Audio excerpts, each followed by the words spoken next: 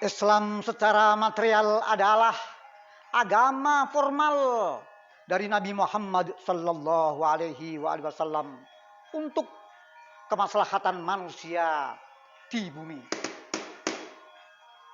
Dengan segala ritual Islaminya seperti sholat, zakat, puasa, dan haji.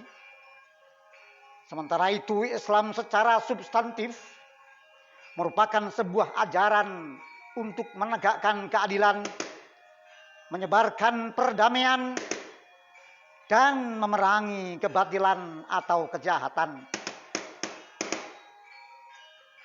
Jika kita urai secara substantif,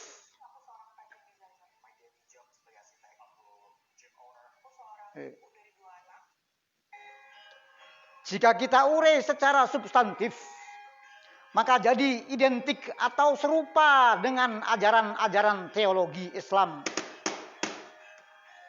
Tayangan kolosal Mahabharata yang menyuguhkan nasihat-nasihat Krishna kepada Arjuna saat perang Baratayuda berlangsung bisa jadi media pembelajaran yang baik untuk mengetahui lebih dalam hakikat kehidupan yang mirip dengan Islam.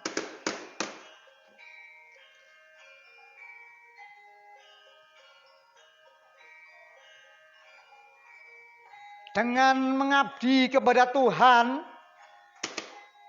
kita bisa menyatu dengan Yang Maha Kuasa.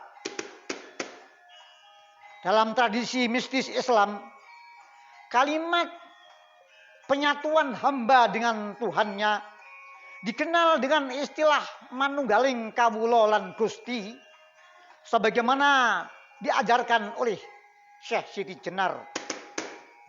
Cara ini bisa ditempuh dengan mengabdi, menghamba kepada Tuhan Yang Maha Esa.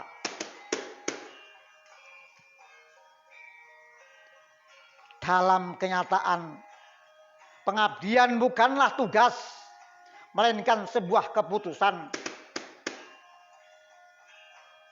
Saat penting bagi manusia untuk memurnikan jiwanya melalui doa,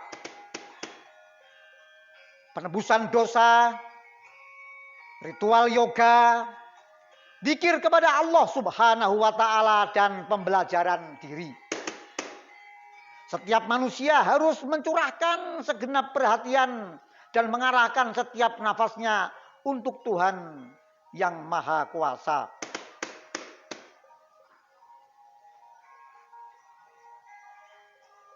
Kalau begitu,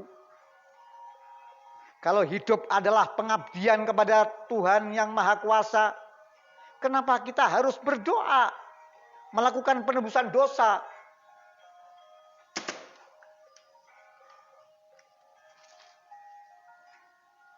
Setiap hari manusia, disadari atau tidak, tak lepas melakukan dosa dan jiwa menjadi kotor lagi. Untuk itu, manusia harus senantiasa bermohon kepada Yang Maha Kuasa, meminta ampunan kepadanya hingga berulang kali. Karena itulah perlunya sebuah doa, penebusan dosa atau memohon ampunan, pembelajaran diri supaya kau ingat setiap waktu bahwa hidupmu adalah pengabdian semata kepada Sang Maha Kuasa. Tidak penting sungai bagian mana yang engkau selami, namun yang paling penting adalah bahwa kau bisa menyelam. Hanya ada satu dedikasi dari bhakti yoga ataupun zikir, bahwa dengan menyerahkan kehidupannya kepada Yang Maha Kuasa, manusia harus meneruskan pengabdiannya untuk Tuhan Yang Maha Kuasa, agar dia bisa menjaga kebaikan dalam hidupnya. Dalam istilah Islam, menyerahkan kehidupannya kepada Yang Maha Kuasa adalah kembali atau tawakal, yaitu menyerahkan segala urusan kepada Allah Subhanahu wa taala. Bahkan Al-Qur'an menjelaskan bahwa Allah lah tempat terbaik untuk menyerahkan segala urusan dan tempat terbaik untuk meminta pertolongan.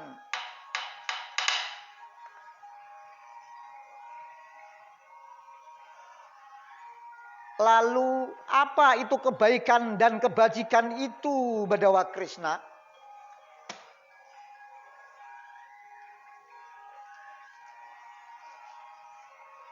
Tanda alasan demi kepentingan diri melakukan kekerasan adalah dosa. Sesungguhnya arti kekerasan adalah dharma yang utama. Saling peduli dan empati terhadap sesama. Selain itu, kejujuran, tidak emosian, mau mengorbankan sesuatu yang menjadi miliknya, ketenangan jiwa, tidak menjelekkan orang lain, berperasaan welas asih, tidak tertarik dengan sukacita, tidak melakukan sesuatu tanpa alasan, berjiwa tenang, sabar, pemaaf, dan menjaga kesucian diri, serta tidak melawan kebenaran dan tidak angkuh. Sifat-sifat ini disebutkan sebagai sifat yang mulia. Dengan ini, manusia bisa melakukan kebaktian, artinya bisa berbakti kepada Tuhan sambil menjalankan kewajiban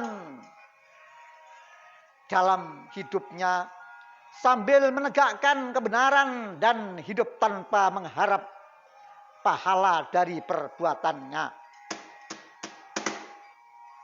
Orang seperti itu sudah pasti yang Maha Esa berikan ketenangan hidup, dan setelah kematian Tuhan berikan tempat bersemayam di dalam Tuhan yang Maha Kuasa. Sebagaimana dalam ajaran agama Islam, puncak tertinggi dari sebuah penghargaan bukanlah surga, tetapi pertemuan kita kepada Allah Subhanahu wa taala. Surga itu tidak penting, bukan tujuan utama. Karena kalau seorang hamba sudah bisa bertemu dengan dan menyatu kepada Allah Subhanahu wa taala, apalah arti sebuah surga? Dan setelah kematian, bagi orang-orang yang berbakti kepada Tuhan akan diberikan tempat bersemayam di dalam keridhaan Tuhan.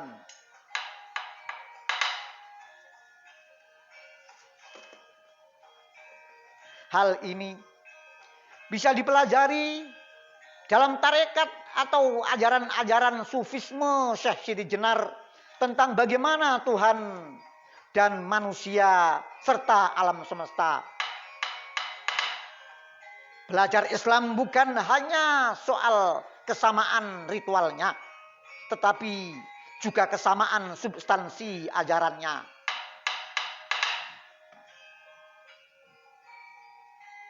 Wama taufiqi illa billah, alaihi tawakkaltu wa ilaihi unib.